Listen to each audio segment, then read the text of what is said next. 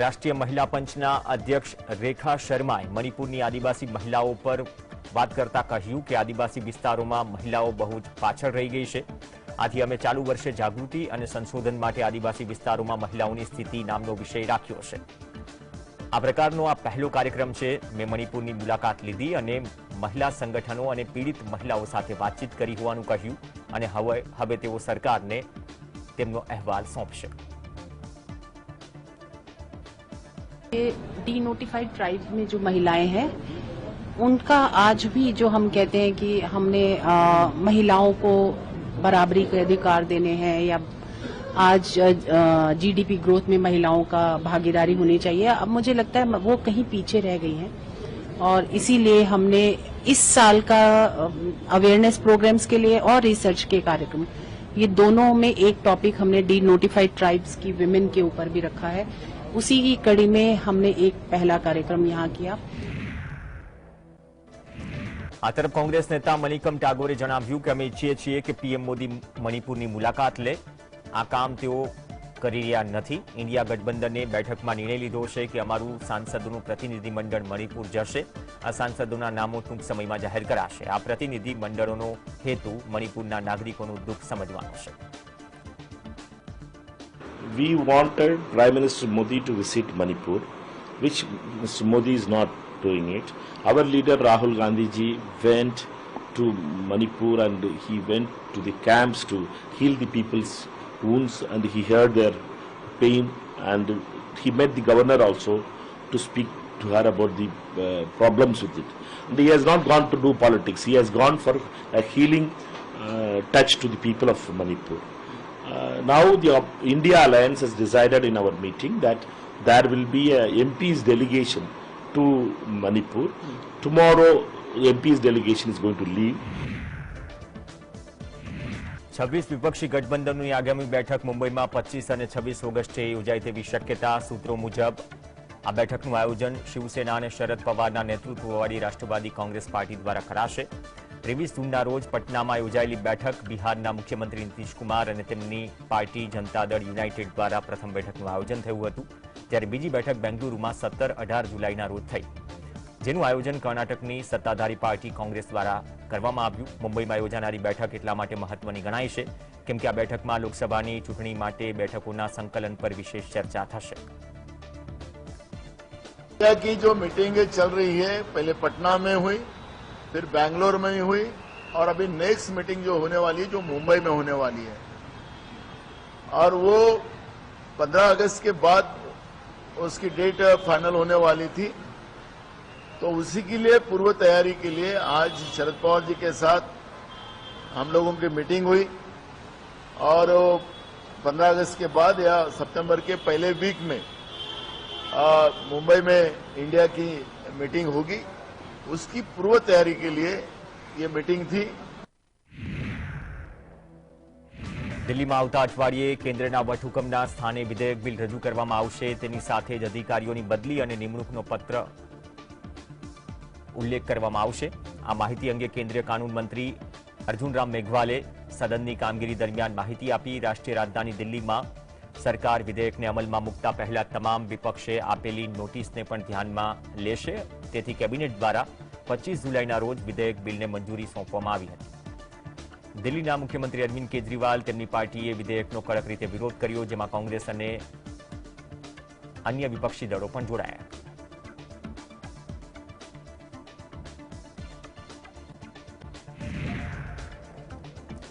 આમ આદમી પાર્ટીના સાંસદ રાઘવ જડ્ડાએ કહ્યું કે સામાન્ય રીતે લોકસભામાં અવિશ્વાસના પ્રસ્તાવની દરખાસ્ત સ્વીકારાઈ જાય પછી કોઈ પણ બિલ પર ચર્ચા ન થઈ શકે, પરંતુ અમે જોઈ રહ્યા છીએ કે હજુ પણ કેટલાક બિલ રજૂ થઈ રહ્યા છે અને તેને પસાર પણ કરવામાં આવી રહ્યા છે। હું લોકસભામાં અધ્યક્ષને વિનંતી કરું છું કે કોઈ પણ અન્ય કામો લોકસભામાં ન થવા જોઈએ। ઇન્ડિયા ગઠબંધનનું પ્રતિનિધિમંડળ મણિપુર જશે અને મણિપુરના નાગરિકોને સહયોગ પૂરો પાડશે। મણિપુર હિંસાના 85 દિવસ પછી वीडियो सीबीआई ने सौंपवो ए बहु मोहरू कहवाय। देखिए, संसदीय परंपरा, कानून, रूल्स, प्रैक्टिस, प्रोसीजर ये बताते हैं कि जब भी अविश्वास प्रस्ताव यानी कि नो कॉन्फिडेंस मोशन लोकसभा में जमा कराया जाता है और उसको स्वीकृति मिल जाती है माननीय सभापति द्वारा, माननीय स्पीकर द्वारा, तो कोई भी लेजिस्लेटिव बिजनेस यानी कि कोई भी विधेयक या बिल सदन के भीतर नहीं लाया जाता, उस पर मतदान नहीं किया जाता जब तक नो कॉन्फिडेंस मोशन का फैसला नहीं हो जाता। लेकिन इस बार हम देख रहे हैं कि तमाम रूल्स, प्रोसीजर्स, कन्वेंशंस को ताक पे रखते हुए बिल पे बिल लाए जा रहे हैं, विधेयक पे विधेयक इंट्रोड्यूस किए जा रहे हैं और उन्हें पारित भी किया जा रहा है।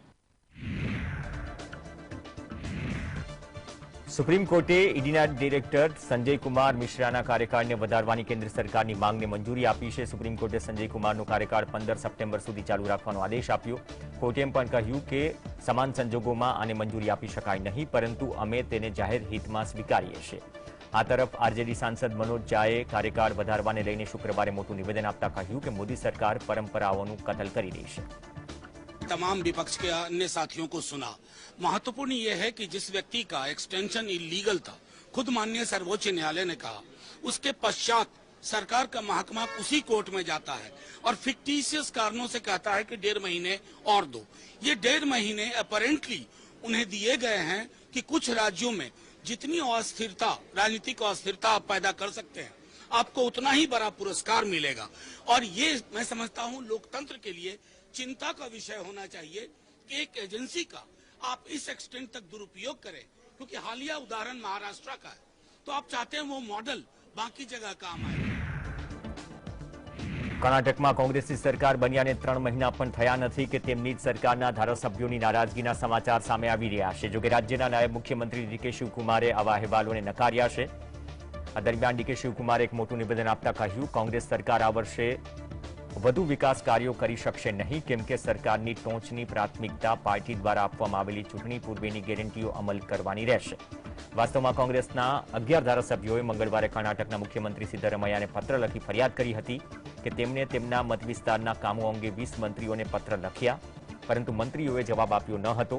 આ પત્રમાં ધારાસભ્યોએ પોતપોતાના વિસ્તારમાં વિકાસના કામો માટે ફંડની ફાળવણી ન થયો હોવાનો દાવો કરી નારાજગી વ્યક્ત કરી।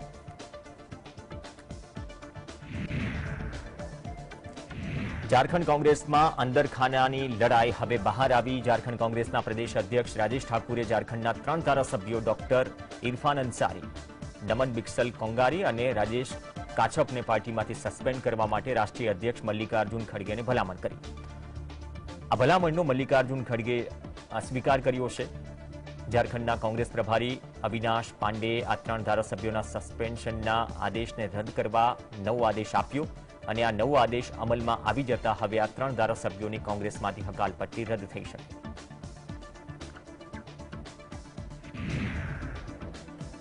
પીએમ મોદીએ શુક્રવારે ચેન્નઈમાં આયોજિત પર્યાવરણ અને આબોહવા સ્થિરતાની મંત્રી સ્તરની બેઠકને વિડીયો કોન્ફરન્સિંગના માધ્યમથી સંબોધી હતી। પોતાના સંબોધનમાં પીએમ મોદીએ કહ્યું, પ્રોજેક્ટ ટાઈગર પાસેથી મળેલી માહિતીના આધારે આ મહત્વપૂર્ણ પહેલ કરવામાં આવી છે। પ્રોજેક્ટ ટાઈગરને કારણે વિશ્વના 70% ભાગ હવે ભારતમાં જોવા મળે છે। આ ઉપરાંત અમે પ્રોજેક્ટ લાયન અને પ્રોજેક્ટ ડોલ્ફિન પર પણ કામ કરી રહ્યા છીએ। As a result of Project Tiger, 70% of the world's tigers today are found in India. We are also working on Project Lion and Project Dolphin. PM મોદીએ પર્યાવરણ અને ક્લાઇમેટ ચેન્જ મામલે G20ની મંત્રી સ્તરની બેઠકને વિડીયો કોન્ફરન્સિંગના માધ્યમથી સંબોધતા કહ્યું કે આજે ભારત રિન્યુએબલ એનર્જીના સ્થાપન મામલે વિશ્વના ટોચના 5 દેશોમાં સ્થાન ધરાવે છે। અમે 2070 સુધીમાં શૂન્ય પ્રદૂષણનો લક્ષ્યાંક નિર્ધારિત કર્યો છે। અમે વિશ્વમાં ઔદ્યોગિક બદલાવ માટે અમારા ભાગીદારો સાથે કામ કરવાનું ચાલુ રાખીશું। ભારત હંમેશા જૈવ વિવિધતાને સાચવવામાં અગ્રેસર રહ્યું છે। Today, India is one of the top 5 countries in the world in terms of installed renewable energy capacity. We have also set a target of attaining net zero by 2070. We continue to collaborate with our partners through alliance including International Solar Alliance, CDRI, and the Leadership Group for Industry Transition. આ તરફ તમિલનાડુના કુડાલોરમાં Neyveli lignite કોર્પોરેશનના વિરોધમાં સ્થાનિક લોકો અને નેતાઓ જોડાયા હતા. પટાલી મક્કલ કાચી પીએમકે નામના રાજકીય પક્ષે ગેરકાયદે થતા ખાણ ખનીજ કામનો વિરોધ કર્યો. એનએલસી નામની કંપની હાલ ભુવનગીરી જિલ્લામાં વલઈમાં દેવી ગામમાં ખાણ શરૂ કરવા કરતા પીએમકેના નેતાઓએ વિરોધ પ્રદર્શન કર્યું. આ વિરોધ પ્રદર્શનને ખાળવા માટે પોલીસે લાઠીચાર્જ અને વોટર કેનનનો પણ ઉપયોગ કર્યો. આ સાથે જ પીએમકેના નેતા અંબુમણી રામદોસ અને કેટલાક અન્ય નેતાઓની પોલીસે અટકાયત કરી.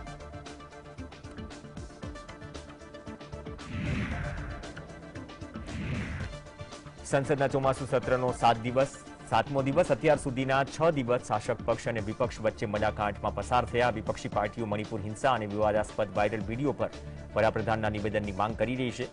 આ જ કારણ છે કે ગુરુવારે પણ બંને ગૃહમાં મણિપુર મુદ્દે ચર્ચા અને લોકસભામાં અવિશ્વાસ પ્રસ્તાવ પર સરકાર અને વિપક્ષના સાંસદો વચ્ચે હોબાળો થયો.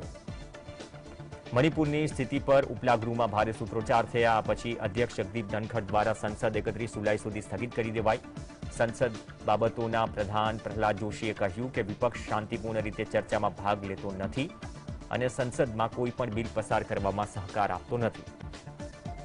इसका जो हमारा अविश्वास का के जरूरत ही नहीं पड़ता है, तो बिल वो शांति से चर्चा में भाग नहीं लेते हैं और पारित करने के लिए कोऑपरेट नहीं करते हैं. हम ये जो भी उनका कंस्ट्रक्टिव सुझाव है हम लेने के लिए तैयार है, लेकिन बीच में all of a sudden no confidence लाया, इसलिए कुछ हमारा सरकारी बिजनेस ही नहीं चलना चाहिए क्या?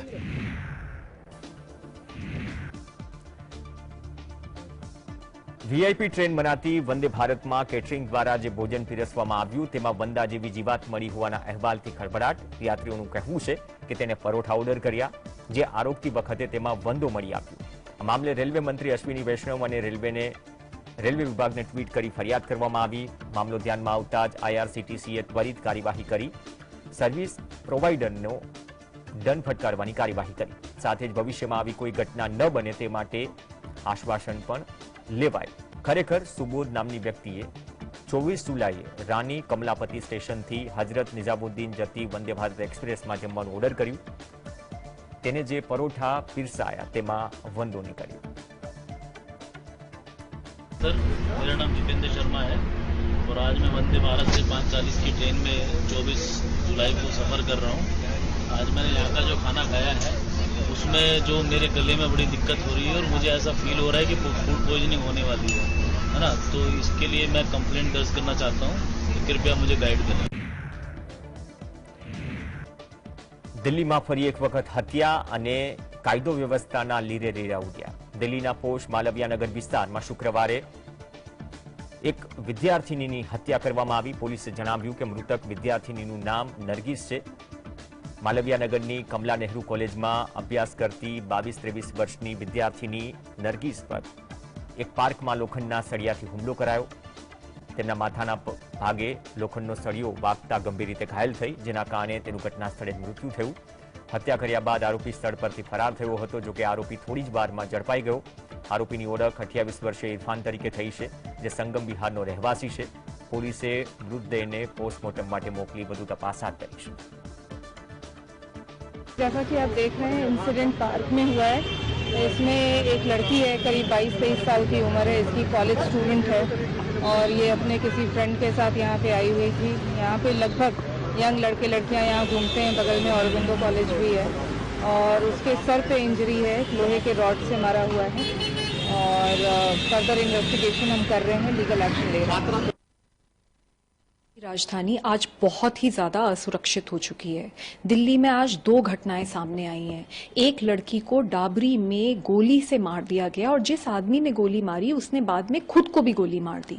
दूसरी घटना औरोबिंदो कॉलेज में हुई है, साउथ दिल्ली में, खुले में हुई है, ब्रॉड डे लाइट में हुई है, जिसमें एक आदमी ने एक लड़की को आयरन रॉड से बेरहमी से पीट कर मार डाला. तो दिल्ली में जो लॉ एंड ऑर्डर सिस्टम है वो पूरी तरीके से चरमरा चुका है. અલ્નીનોની સ્થિતિના કારણે ઇન્ડોનેશિયામાં વર્તમાન વર્ષમાં 2019 બાદ સૌથી ઓછો વરસાદ જોવા મળી રહ્યો છે, જેના કારણે ખેડૂતો ડાંગરના પાકને છોડી મકાઈ સહિત અન્ય પાકની વાવણી તરફ વળી રહ્યા છે. થાઇલેન્ડ તથા વિયેતનામમાં પણ ડાંગરના વાવેતર પર અસર પડી. ભારત દ્વારા નોન બાસમતી વ્હાઇટ ચોખાની નિકાસ પર પ્રતિબંધ બાદ વિશ્વના અનેક દેશો માટે ચોખાનો પુરવઠો સરળ રીતે મેળવવો મુશ્કેલ બને તેવી સ્થિતિ છે। ત્યારે ઇન્ડોનેશિયામાં ઉત્પાદનમાં ઘટના કારણે વિશ્વ સ્તરે ચોખાની અછત ઊભી થઈ શકે। ઇન્ડોનેશિયાના ચોખાના એક મુખ્ય ઉત્પાદન મથકના ખેડૂતો ચોખાના પાકને સ્થાને ઓછા પાણીની આવશ્યકતાવાળા પાક તરફ વળી રહ્યા છે। ચોખાના પાકને વિપુલ માત્રામાં પાણીની આવશ્યકતા હોય છે। અલ નીનોના કારણે એશિયા વિસ્તારોમાં ચોખાની અછત ઊભી થવાની શક્યતા જોવાઈ રહી છે।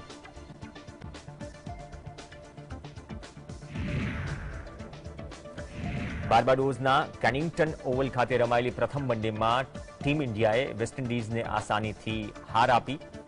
કુલદીપ યાદવ અને રવિન્દ્ર જડેજાના જોઈન્ટ સ્પેલ સામે વેસ્ટ ઇન્ડિઝ ટીમ 150 રનનો આંકડો પણ પાર ન કરી શકી અને તેના જવાબમાં માત્ર 23 ઓવરમાં જ West Indies team pavilion return થઈ। ટોસ જીત્યા બાદ ભારતીય ટીમે પહેલા બોલિંગ પસંદ કરી, પરંતુ વેસ્ટ ઇન્ડિઝ ટીમ સસ્તામાં સમેટાયા બાદ માત્ર 115 રનના લક્ષ્યાંકને ટીમ ઇન્ડિયાએ 23મી ઓવરમાં જ 5 વિકેટ ગુમાવીને હાંસલ કર્યો। આ સાથે જ ટીમ ઇન્ડિયા વનડે સિરીઝમાં 1-0થી લીડ કરી રહી છે।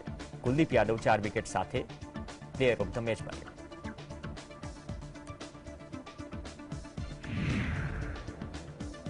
વિદેશ મંત્રી એસ જયશંકરે વડાપ્રધાન મોદીની અમેરિકા મુલાકાત બાબતે કહ્યું કે વડાપ્રધાનની અમેરિકા મુલાકાતથી ઘણો ફાયદો થયો છે। ભારતને 2 મહત્વના પરિણામો મળ્યા, જેમાં એક GE એરોસ્પેસ અને HAL વચ્ચે હવાઈ જહાજોના એન્જિનનો બનાવવાનો કરાર। આ ઉપરાંત ભારતને અમેરિકા તરફથી UAV જેવા સાધનો મળશે અને તેને ભારતમાં જ એસેમ્બલ કરાશે। ભારતની અમેરિકા પાસેથી સેના માટે સાધનો ખરીદવામાં કોઈ સમસ્યા પહેલા પણ ન હતી, પરંતુ અમેરિકા જ ભારતને સેના માટે સાધનો આપતા ખચકાતું હતું। Two important outcomes from the Prime Minister's visit. One was the agreement between GE Aerospace and a company called HAL for the manufacture in India of the GE 414 engine. The other was the plan to acquire high altitude UAVs from the United States and to have them initially assembled in India and also an MRO for their upkeep. And these are important steps. અમેરિકામાં federal reserve દ્વારા વ્યાજ દરમાં 0.25%ની વૃદ્ધિ કરવામાં આવી। અમેરિકામાં આવી વ્યાજ દરમાં વૃદ્ધિ અપેક્ષિત હતી, એ જોતા અપેક્ષા પ્રમાણે જ વ્યાજ દર વધ્યા। સપ્ટેમ્બરમાં મળનારી ફેડરલ રિઝર્વની મીટિંગમાં પણ વ્યાજના દર વધુ વધારવામાં આવશે તેવા સંકેતો અગાઉ મળ્યા હતા। યુરોપ તથા જાપાનમાં થનારી વ્યાજ વૃદ્ધિ પર બજારની નજર હતી। અમેરિકામાં વ્યાજના દર વધી 22 વર્ષની ટોચે પહોંચી ગયા છે। સપ્ટેમ્બરમાં વ્યાજના દર હજુ પણ વૃદ્ધિ થવાની શક્યતા વિશ્વ બજારના જાણકારો જોઈ રહ્યા છે। ફુગાવાને કાબૂમાં રાખવા ફેડરલ રિઝર્વ દ્વારા વ્યાજ દરમાં વૃદ્ધિ કરાતી રહી છે।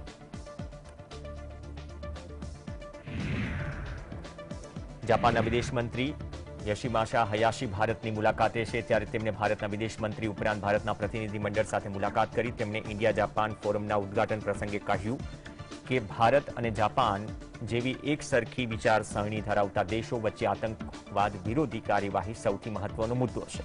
તેમણે ભારત અને જાપાનના મૈત્રીપૂર્ણ સંબંધો પર ભાર મૂક્યો। It's an unquestionable issue that everybody, India, Japan, everybody should be very strict vis-a-vis all those activities such as terrorism, and to stop all those each country should be ready for that. But cooperation between like-minded countries like us to counter terrorism is the top priority issues.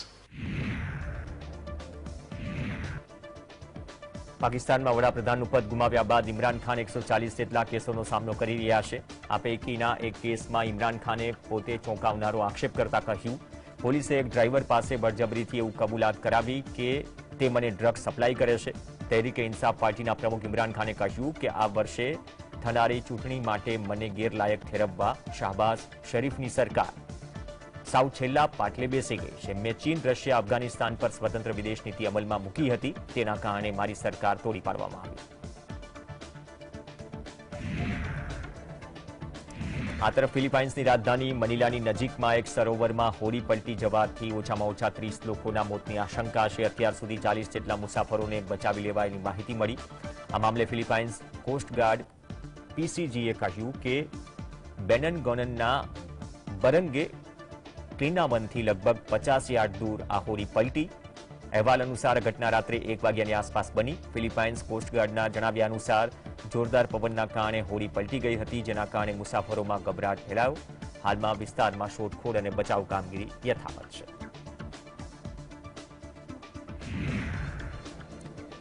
સિરિયામાં અવારનવાર આતંકી પ્રવૃત્તિઓની ઘટનાઓ સામે આવતી હોય છે. ફરી એક વખત સિરિયામાં આતંકીઓની ગંભીર કરતૂત સામે આવી. સિરિયાના સૌથી પ્રસિદ્ધ શિયા ધાર્મિક સ્થળ દસ્મિકના સૈયદ ઝૈનબ મકબરા પાસે બ્લાસ્ટ થયો, જેમાં 6 લોકોના મોત થયા છે. 26થી વધુ લોકો ઇજાગ્રસ્ત થયા. 20 લોકોને સ્થળ પર જ સારવાર આપવામાં આવી. સિરિયાના ગૃહ મંત્રાલયે માહિતી આપતા જણાવ્યું કે આ વિસ્ફોટમાં 6 લોકોના મોત થયા છે અને 26થી વધુ લોકો ઇજાગ્રસ્ત છે. ઇજાગ્રસ્તોને હોસ્પિટલમાં સારવાર માટે ખસેડાયા છે.